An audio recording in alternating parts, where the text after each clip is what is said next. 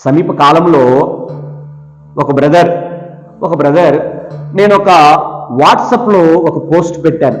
ఒక పోస్ట్ పెడితే ఆ పోస్ట్కు అతని నోటికి వచ్చినట్లు మాట్లాడి ఏదో నా దగ్గర నుంచి ఎక్స్పెక్ట్ చేసి నేను దానికి ఏదైనా రిప్లై ఇస్తాను కోపంలో అని చెప్పేసి ఒక నన్ను హేళనగా చేసే రీతిగానే లేకుంటే నన్ను అవమానపరిచే రీతిగానే ఆ ఒక్క పోస్ట్కు రిప్లై ఇచ్చాడు.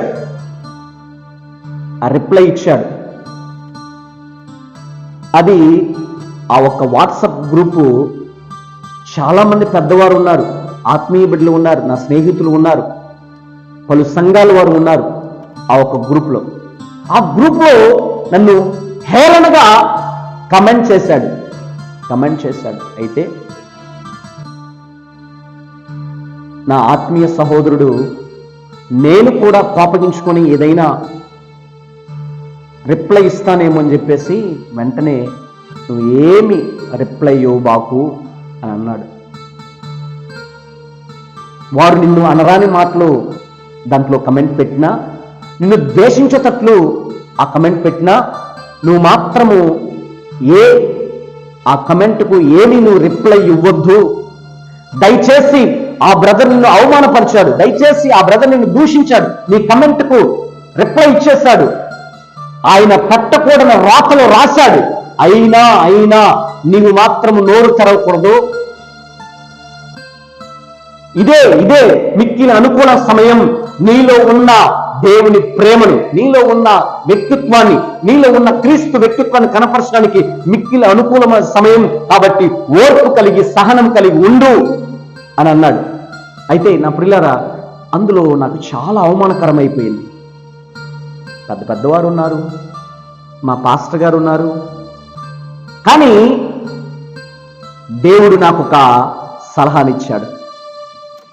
నేను ఎలాగైనా ఆ ఒక్క గ్రూప్లో ఉన్న ఆయన ఇచ్చిన కమెంట్కి నేను రిప్లై ఇవ్వాలనుకున్నాను. నా మనసు ఓరవలేదు, కానీ ఒక పక్క సహనం కలిగి ఉందామనుకున్నాను. కానీ రిప్లై ఇవ్వాలని చెప్పేసి ఒకటే రిప్లై ఇచ్చాను. ఏమిచ్చాను అనుకుంటారు మీరు? చాలామందికి ఆ గ్రూప్లో ఉన్నవారు కొంతమంది చూసుంటారు. ఏమిచ్చానో తెలుసా? ఆయన నన్ను దూషణ చేసేటట్లు నా దగ్గర ఏమో నేను కోపంతో ఏమైనా ఎక్స్పెక్ట్ చేసి రాస్తానేమో అని చెప్పేసి నా దగ్గర ఏమో ఎక్స్పెక్ట్ చేసినా, నన్ను ద్వేషించినా ప్రజల ముందు, లేకుంటే ఆ గ్రూపులో నన్ను హేళన చేసేటట్టు మాట్లాడినా, ఆ హేళనకు నేను రిప్లై ఏమిచ్చానో తెలుసా?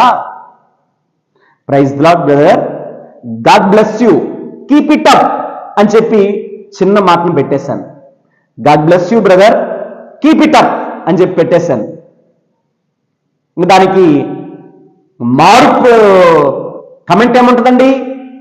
అతడు పెట్టిందే నన్ను హేళన చేయడానికి నేనేమని పెట్టాను? బ్రదర్, ఇలాంటి లక్షణాన్ని మీరు ఇంకా ముందుకు తీసుకెళ్ళండి, దేవుడు నేను దీవించునుగాక అని పెట్టాను. ప్రైజ్ ది లార్డ్, హల్లెలూయా. ఈ కమెంట్ చూసిన ఆ ఒక బ్రదర్కి ఎలా ఉండింటుందో తెలియలేదు. అయితే ఆత్మదేవుడు నాకు అప్పుడు ఇచ్చిన ఆలోచన, praise the Lord brother, keep it up, God bless you, God bless you brother, keep it up అని కమెంట్ పెట్టాను. నెగిటివ్ కమెంట్స్ పెట్టే ఎవరైనా సరే, నిన్ను అవమానపరిచే ఎవరైనా సరే, నీపైన నెగిటివ్ కమెంట్స్ చేస్తున్నారా, కామెంటరీ చేస్తున్నారా, దేవుడికి అప్పచెప్పు. ఒకవేళ 10 మంది ఉన్నారా, నువ్వు ఒక్కటే ఆలోచన, వారి ముందు దేవుడు నాకు ఇచ్చిన వ్యక్తిత్వాన్ని కనపరచడానికి దేవుడు చక్కటి అవకాశం కలిగి చేశాడు. ఇదే మిక్కిలి అనుకూల సమయం అని చెప్పేసి వారికి నీ సహనాన్ని, ఓర్పును కనపరిచే రీతిగా సమాధానాన్ని ఇవ్వు. Praise the Lord. Francis Xavier కర్చీపు తీసుకొని, రుమాలు తీసుకొని తన యొక్క ఎంగిల్ని తుడుచుకున్నాడు, ఆ ఉమ్ముని తుడిచివేసుకున్నాడు. నా ప్రియులారా, నా కమెంట్ చూసిన ఆ బ్రదర్ ఏం చేస్తాడో తెలుసా? ఇక మారులేదు, తిరిగి మరుసటి రోజు నా పెడుతూ ఉన్నాడు. నేను ఒక పోస్ట్ పెడితే, God bless you brother, God bless you your family, దేవుడు మిమ్మల్ని మీ కుటుంబాన్ని దీవించునుగాక అని చెప్పి పెట్టాడు. అంటే మొదట ఆయన ఆలోచన ఏంది? నేను కోపముతో ఏదైనా పెడతానేమో అని చెప్పేసి నా మీద కోపముతో నెగిటివ్ కమెంట్స్, నా మీద ద్వేషముతో నెగిటివ్ కమెంట్స్ పెట్టాడు. అయితే నేను రిప్లై ఎలా ఇచ్చానో తెలుసా? ఆత్మానుసారంగా ఆత్మ జ్ఞానంతో రిప్లై ఇచ్చిన వెంటనే ఆ బ్రదర్ యొక్క హృదయం కరిగింది. బ్రదర్, నేను నెగిటివ్ కామెంట్స్ చేశాను, నేను అతన్ని అవమానపరచాలనుకున్నాను, కానీ బ్రదర్ ప్రేమతో God bless you brother, keep it up అని పెట్టాడు. దేవుడు ఇతను నన్ను క్షమిస్తున్నాడు. దేవుడు అతని యొక్క హృదయంలో పెట్టిన ప్రేమ చాలా గొప్పదేమో అని చెప్పి గ్రహించాడో ఏమో తెలియదు. Praise the lord.